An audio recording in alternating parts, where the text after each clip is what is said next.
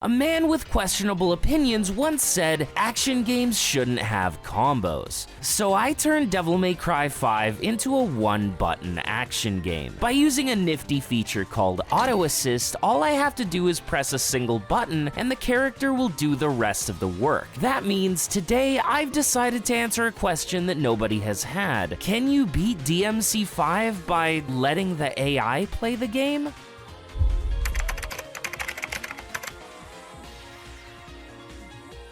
Alright, here's how it works. We're going to start out on Hell in Hell difficulty and see how far we can get. In this mode, you lose all of your health in a single hit while the enemies have normal HP. The saving grace is that you're given 3 instant revives, meaning you can functionally tank a few blows before it's game over. But I'm not allowed to dodge for the character. The only things I can do in combat are press the attack button and turn Devil Trigger on and off. If Auto Assist deigns to dodge or parry an attack, then that's great, but that is my only source of defense. Case in point, I almost bit the dust in the second encounter of the prologue because Empusa Queens are no joke. They have wide sweeps and tracking jumps, and I have an AI that does this. Fortunately, I survived on my last life, which means we can tick off one mission for Hell in Hell. Unfortunately, that's all it's gonna get because the very first boss at the end of mission 1 put some dirt in my eyes. Since we failed there, it's time to start over on Dante Must Die, generally considered the hardest difficulty in the game. There's no one-shot gimmick, enemies simply hit hard and can take a beating. They are also able to enter Devil Trigger at low health, meaning every foe can endure even more punishment than it initially seems. Something really funny and quite unprecedented happened while recording this section though. I started back in the prologue, went through the encounters as normal, and stormed into Urizen's arena like I was Mr. Big Shot. And it just so happened that I actually was Mr. Big Shot because I defeated Urizen and triggered the end credits, effectively beating the game. Wait, what's going on here? Let's rewind a bit. First of all, if you didn't know, you're not meant to beat this initial encounter against Urizen. If you do, you get a unique pseudo ending that unlocks higher difficulties as if you had actually cleared all 20 missions. So is Auto Assist goated? Did it intricately dodge all of the boss's attacks and perform only the most stylish of inputs? Hell no. I randomly got an extremely rare glitch involving Dante and his money hat. There's this move called Man in the Red, which completely decimates Urizen's protective crystal. And thanks to the starring system, a random player Dante or even a replay of your own data can show up to fight the boss before you get into the arena yourself. There's some specific glitch that can happen on extremely rare instances under these circumstances where an orb from Dante's Man in the Red will remain spawned in when you trigger the prologue's boss fight. What that means is it will constantly tick damage on the crystal, essentially stun-locking the boss from doing anything. And instead of being sensible and, I don't know, standing up, the boss just sat there and let me win. And yeah, I guess that means action games shouldn't have combos, cause we beat DMD by just pressing one button. Of course, we're not actually going to count that, so let's press onward to mission 1. This time around, the boss wasn't so quick to end my run, and DMD officially made it farther than Hell in Hell. That didn't last very long though. Goliath's big sweeps and high damage combined with his enhanced defense upon Devil Triggering were too much to handle for my single brain cell strategy, so that's as far as DMD can get. Let's move down to Son of Sparta. Once again, I flew through the first couple of missions and made it back to Goliath, who was immediately giving me a much easier time. My attacks were doing more damage and his hits felt far less punishing. I mashed my way to victory and then set my sights on an even more dangerous hunt. Artemis. The first issue I had to contend with was her penchant for flying across the arena. It was hard enough getting Auto Assist to use moves that closed the distance to begin with, but now I was having to bet on that at almost every turn. And there was an even greater worry I had to contend with. Her breasticles. Artemis sends out her tactical chest turrets to harry the player. Dispatching them was light work, but it was how they behaved after they pacified that was the issue. See, they remain stationary as a targetable entity in order to let Nero grapple one and be pulled all the way to the boss. The issue with auto assist is that it did not utilize them in that way. Instead, it would just stand underneath one and continue attacking it instead of Artemis herself. The only way the boss actually gained my aggro was by hitting me, and even then, sometimes my AI just wouldn't care. Even when I was targeting the boss, half the time auto assist was looking like this. And despite all of these hurdles, Artemis fell from grace and opened the way to mission 4, where I finally got to play as a different character, V. For this challenge, V was both a blessing and a curse. Auto assist controlled the pets better than I typically did. However, the only time V would move was to finish off an enemy with his cane. Otherwise, I was basically a statue, which made it impossible for auto assist to accidentally dodge attacks. So by the power of sheer aura farming, Nidhogg missed his swings and promptly got smacked down by this rubber cat I found. Griffin emerged as the MVP of the Garian Knight battle, taking pot shots at the cavalry while Nightmare was gone and Shadow was napping. It was also hilarious to see Nightmare bitch slap Garian halfway across the arena like he owed Nightmare money. Much like Artemis, Gilgamesh had multiple targetable bits that once destroyed could be grappled to bring you directly to the boss. And yes, sometimes Nero decided to do whatever this is, but quite frequently the game saw fit to properly grapple the broken leg bit and fly me right to the brain. These leg sores do eventually burst, and then you can't even use them as grapple points anymore, but after the boss's scripted knockdown, he begins healing his damaged parts, thereby allowing you to destroy and grapple them all over again. This gave me more than enough easy access to the squishy bit that I ended the fight relatively quickly. From then on, nothing really stood in my way until the rematch with Urizen. I needed to blitz the crystal to have any chance at success, but Nero had some other ideas. The second go around was much nicer to me and actually broke the crystal in a reasonable amount of time though. In mission 9, I needed DT so that Nightmare could Kool-Aid Man through this wall, but somehow my pets had gotten stuck earlier in the level. I don't know if this was because of auto assist or what, but Griffin was completely countered by a wall.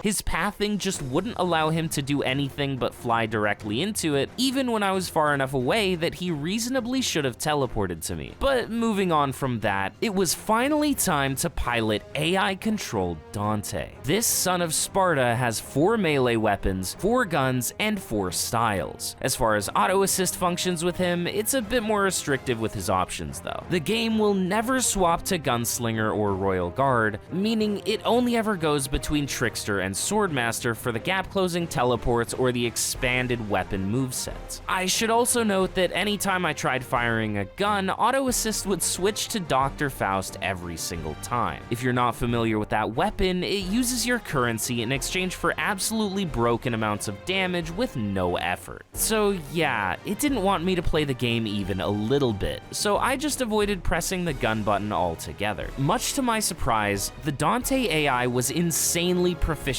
at getting to triple S rank, which allowed me to utilize Quad S. Essentially, Quadruple S is a skill that allows Dante to momentarily transform into Sin Devil Trigger, his most powerful form, and then shift back into human form without expanding any meter. This transformation is 10 billion% stronger than anything else in the game, so anytime I could weave in and out of it thanks to the style rank, I was certainly going to take advantage. My favorite thing in this whole run has got to be watching the game fight itself. Fury is an enemy that constantly tries to create space and trick you up as the player, but the Dante AI had a one-track mind and it was just attacking regardless of what the Fury was doing. It was like that one clip where this dude is doing a bunch of intimidating fancy moves and showing off, and then he just gets shot. Another thing that's super interesting to note about auto assist is that sometimes it'll just do things that aren't technically possible manually. For example, here you can see that it has Dante teleport to a nobody, but the teleport actually puts him higher in the air than it should have, and then he tries to emulate his brother by immediately using Helmbreaker. There was another example of this technically impossible behavior in the Cavalier fight, where you can see the boss teleport across the arena, and then auto assist tries to teleport to him, but it's not actually locked on, so it ends up just teleporting toward the screen and going nowhere. As far as the fight itself, a lot of Dante's relentless aggression meant that I was parrying Cav's attacks more often than not, which left plenty of openings for punishment. It took a few tries to get a lucky enough sequence, but otherwise the fight wasn't bad at all. In Mission 13, I chose to continue playing as Dante because he unironically felt like the most competent character to have the computer control. Mission 14 stood as V's last hurrah, and I stuck with my usual strategy of picking Goliath to battle first with Shadow as my initial pet.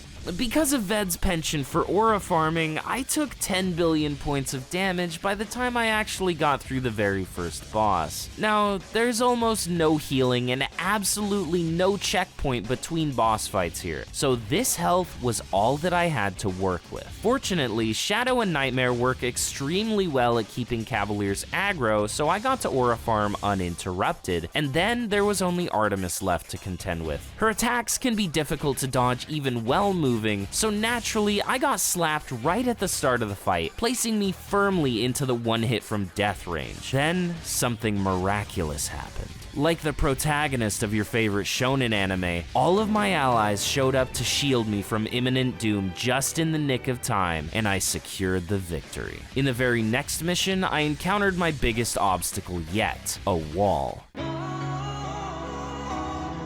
The AI could smell that there was an enemy back there, so it kept trying to take the quickest path to it. In a stroke of luck, the V-bot cleared the roots and opened the path to victory. Otherwise, I might have been soft-locked for an eternity. Against Cerberus, I could immediately tell there was gonna be trouble. I managed to get his health pretty low on several attempts, but hopelessness was starting to set in. Was Mission 16 the farthest auto assist could make it on Son of Sparta? Well, you see, even with no combos and one singular button, there can still be strategy. Instead of mashing constantly, which made Dante chase the dog all around the arena, I started carefully timing my button presses. When he would jump to the center to switch phases, I stopped pressing altogether, thereby avoiding his explosion. Then I used the fact that auto assist will try to teleport to Cerberus in order to dodge yet another attack, and the health I conserved from smart plays like that was enough to bring it home.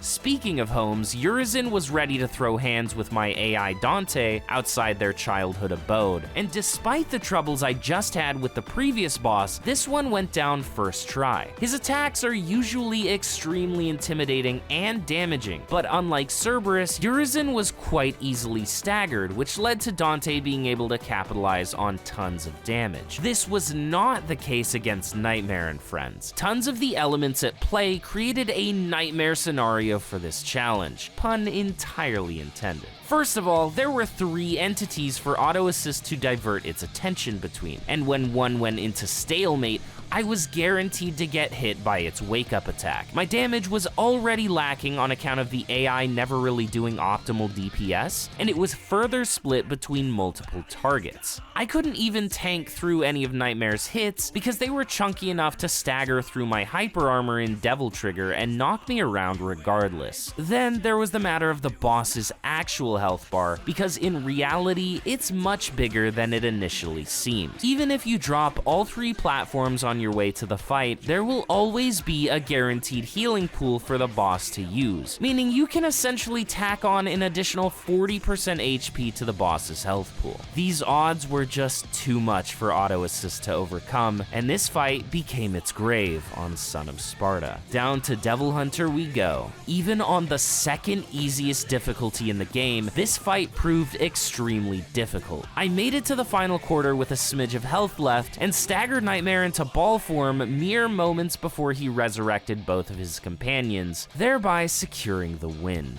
And so it was time for the final showdown with Shin Devil Triggered Virgil.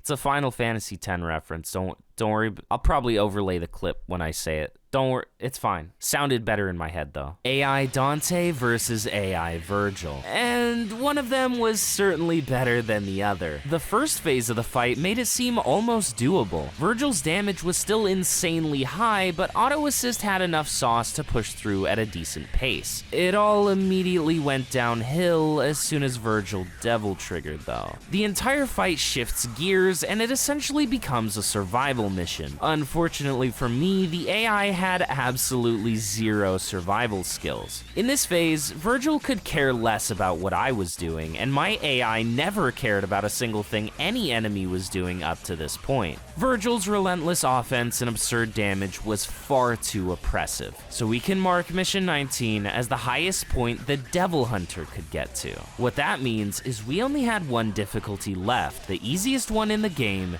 Human Mode. Player damage is greatly enhanced and enemies hit like paper towels. Virgil was reduced to a pathetic state. Even taking pretty much every hit from him on the chin, I was easily out healing most of his damage. As the phases progressed, that did begin to change, and in a longer war of attrition, I certainly would have lost, but my own damage was more than sufficient for ending it in my favor. I'd like to say that Mission 20 Virgil put up more of a fight, but he hardly even got to Devil Trigger before it was all over. So there you have it.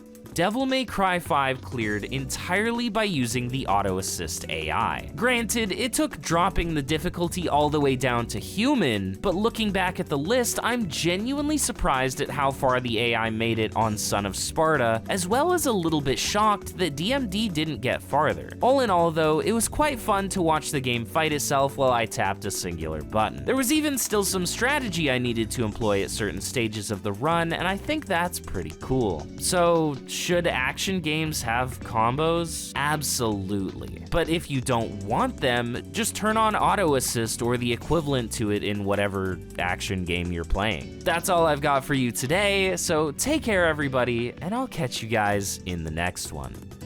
Sayonara.